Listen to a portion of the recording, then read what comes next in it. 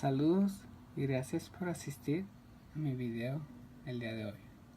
Mi nombre es Jesús Adolfo Ramos, soy estudiante de Derecho para la materia constitucional número 2. La información que traigo el día de hoy me pareció muy interesante, la verdad. El tema que abordaremos son las facultades que tiene el Congreso de la Unión en materia de guerra. Antes de entrar al tema, quiero hablarles un poquito sobre la guerra, que sabemos que se ha dado desde el inicio de la humanidad por la naturaleza del hombre. A lo largo de la historia se han dado varias o miles de guerras, entre las cuales destacan pues la Primera y la Segunda Guerra Mundial. Dicho esto, está claro que las naciones deben de tener un orden para que tenga como propósito el controlar y evitar la guerra, o en su caso, si se da, el iniciarla de una manera buena, por así decirlo. En nuestro país, en México, en la sucesión normal de los actos que conducen a la guerra, hay 3 etapas que se dan sucesivamente, comenzando con la primera, que es la iniciativa para la guerra, le sigue la declaración de la guerra y por último la terminación de la guerra. Por cada etapa la Constitución tiene previsiones que desarrollaremos a continuación.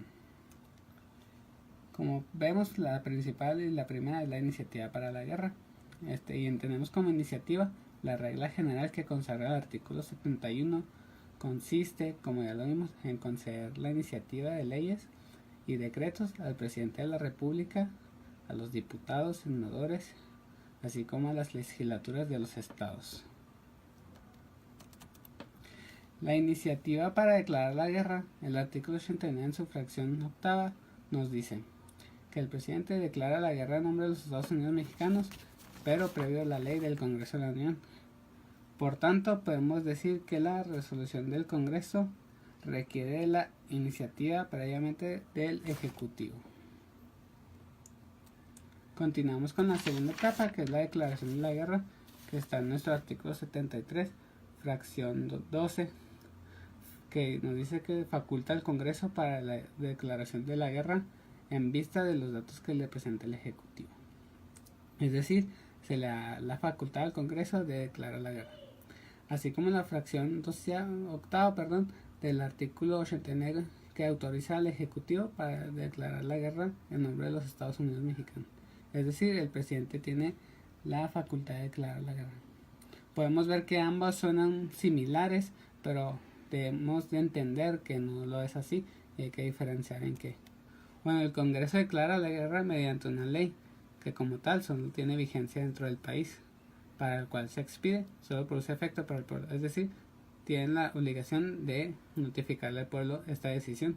Y por el otro lado, el presidente debe notificarle a las naciones extranjeras la declaración de guerra. Bueno, pasamos a los instrumentos para hacer la guerra. Ambas son instituciones destinadas a defender por medio de armas la integridad y dependencia de la patria. Sin embargo, el ejército es sostenido y reglamentado por el Congreso de la Unión y es el presidente de la República quien puede disponer de él libremente. Para la seguridad interior y defensa exterior.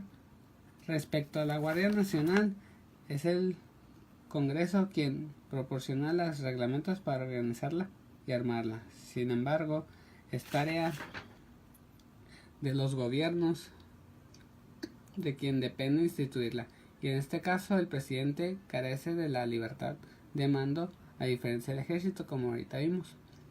El presidente solo puede disponer de ella fuera de sus estados o territorios y siempre cuando tenga la autorización del Senado. También como mexicanos tenemos cierta obligación, como nos dice nuestro artículo 31, fracción tercera, que nos dice alistarse y servir en la Guardia Nacional conforme a la ley orgánica respectiva, para asegurar y defender la independencia, el territorio, el honor, los derechos e intereses de la patria, así como la tranquilidad.